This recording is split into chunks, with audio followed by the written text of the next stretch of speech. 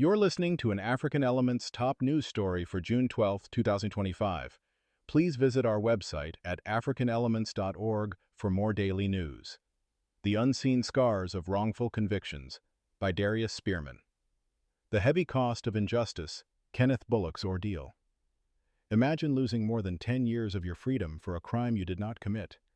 This was the deeply unfair reality for Kenneth Bullock, an African-American man from Detroit. He was only 44 years old when he was finally released from prison. During his wrongful imprisonment for carjacking, he maintained his innocence consistently. His story serves as a stark reminder of the painful flaws within our justice system. The truth finally emerged when another man, Jamare Rucker, confessed to the carjacking. Consequently, Bullock's conviction was overturned. This case, similar to far too many others involving black men, highlighted deep constitutional concerns about police conduct and the possibility of false imprisonment.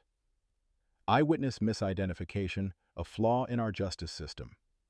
Eyewitness identification is a process where a witness identifies a suspect in a crime, often based on their memory. However, this method can be terribly unreliable. It is, in fact, the leading cause of wrongful convictions across the United States. Furthermore, it contributes to roughly 69% of all DNA-based exonerations. Several factors can cause eyewitnesses to make mistakes. These include immense stress during a crime, suggestive police practices during lineups, and cross-racial identification issues, which are especially common in cases involving black defendants. For example, Yolanda Russell, the eyewitness in Kenneth Bullock's case, initially gave a description of the suspect that was different from Bullock. Despite the critical need for change, only 25 states have put reforms in place to make eyewitness identifications more reliable. Beyond eyewitnesses, other causes of wrongful convictions. While mistaken eyewitness testimony is a major problem, it is certainly not the only one. Other issues contribute to faulty convictions as well.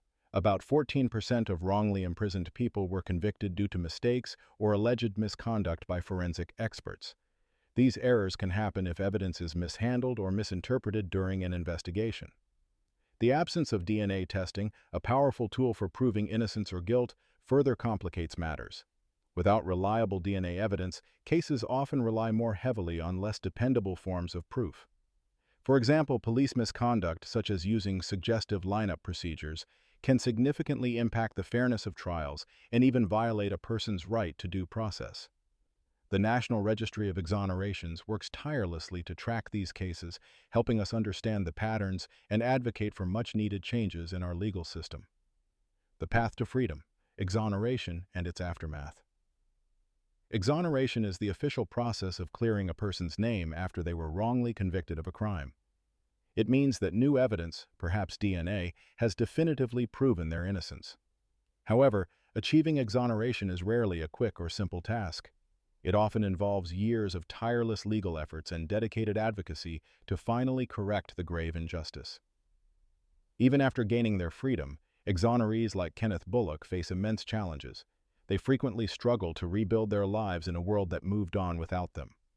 Unlike individuals released from prison after serving a sentence, exonerees often receive little or no support to help them reintegrate into society. They battle employment barriers, severe mental health issues from the trauma of wrongful imprisonment, and social isolation. Their long-term struggle is a profound reminder of the deep scars left by the system's failings. Striving for justice, reforms, and advocacy. The fight for justice is far from over. There is a pressing need for legal reforms to prevent future wrongful convictions. Advocates consistently push for improvements in several areas. These reforms include creating more reliable eyewitness identification procedures, ensuring proper forensic analysis, and strengthening legal protections for individuals accused of crimes. National organizations, such as the U.S. Department of Justice and the American Bar Association, also support these crucial changes. Organizations like the Innocence Project play a vital role in this ongoing struggle. They conduct research, pursue legal action on behalf of the wrongly convicted, and educate the public about the challenges within the justice system. Petitions, such as the one for Kenneth Bullock, help to rally public support and place pressure on policymakers to enact meaningful reforms. The African American community, disproportionately affected by wrongful convictions and systemic biases, especially relies on these efforts to ensure a more equitable and just future. Copyright African Elements.